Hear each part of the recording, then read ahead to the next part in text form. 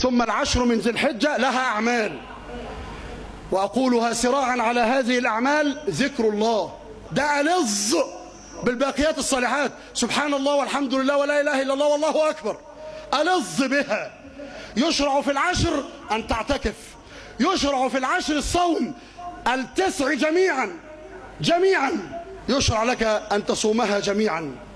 في العشر تجب الأضحية على قول بعض أهل العلم للقادر، الأضحية، والأضحية قربان، وإياك أن تتهاون بدم يسيل بمكان عند الله قبل أن يسيل بمكان عندك في الأرض، إياك تتهاون بهذا.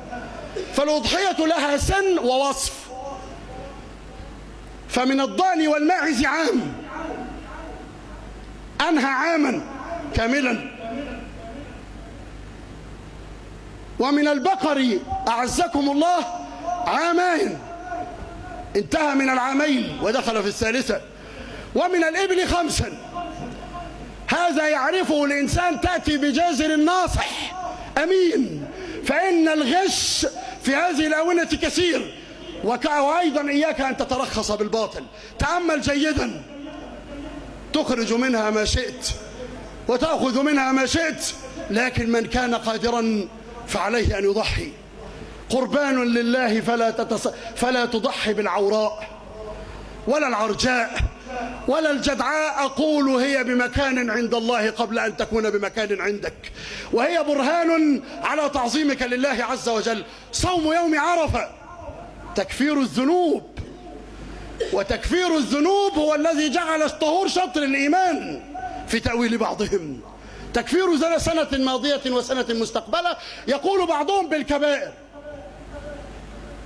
وإن كان القول عليه الأقل من أهل العلم، إلا أننا نرجو الله أن يكفر عنا الصغائر والكبائر. بالكبائر 2 يا راجل، سنة فائتة وسنة مستقبلة. وإذا لقي العبد ربه نظر إلى ذنب واحد علم أنه سيوبقه. العشر أيها الإخوة، ما تقرب عبد إلى الله عز وجل بأعمال مثل ما تقرب له فيها في تلك العشر.